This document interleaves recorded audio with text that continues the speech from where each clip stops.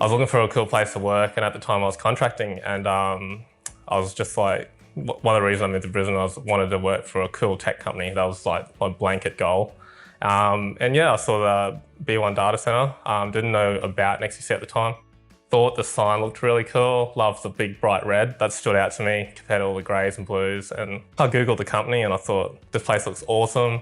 I set my eyes on NEXTDC as the place I wanted to work. NEXTDC doesn't treat people just like a number. You're not just an employee. You're an individual.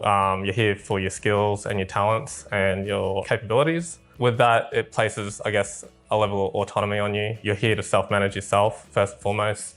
Your career's your responsibility.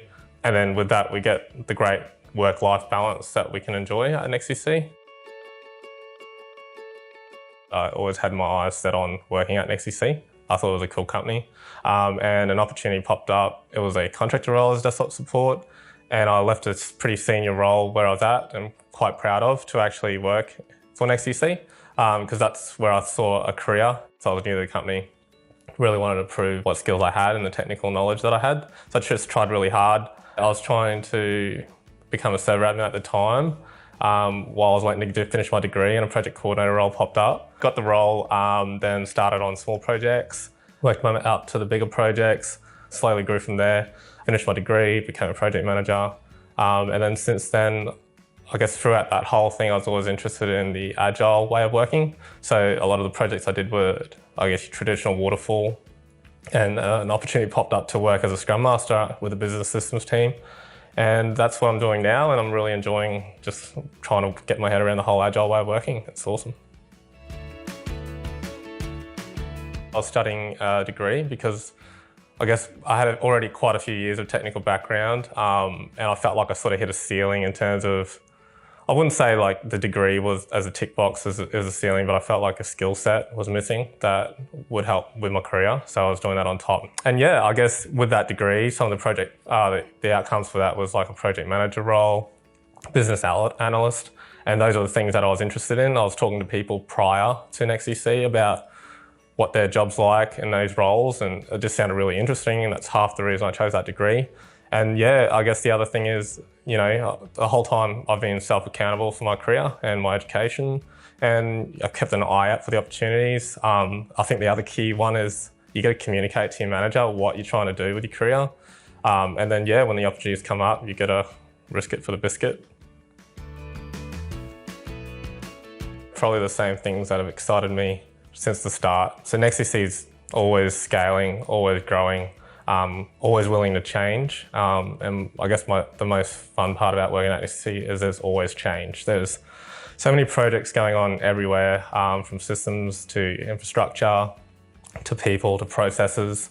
So for me, it's just all the possibilities that come with change, all the new challenges that come with it, and all the experiences that you get to make out of it.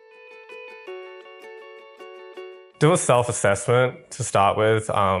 What are your strengths? What are your weaknesses? And then try to work out where you want to go from there. Like, you got to have a direction on where you want to go. And then you can double down on any strengths that can support that direction.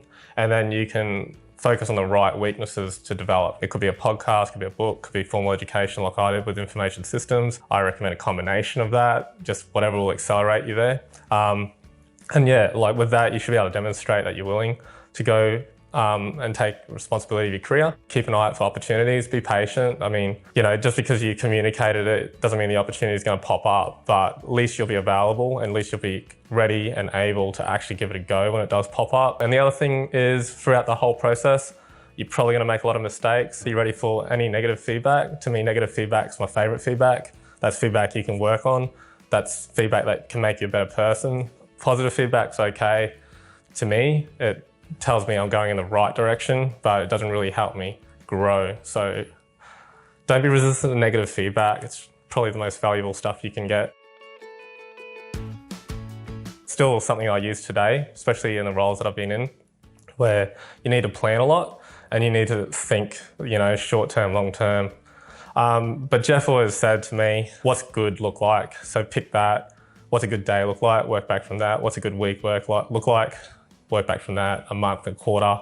And if you work back from the good outcome from the end date, and you work backwards that way, you can actually see all the things you actually need to do that you would normally miss if you're going from here that way forward.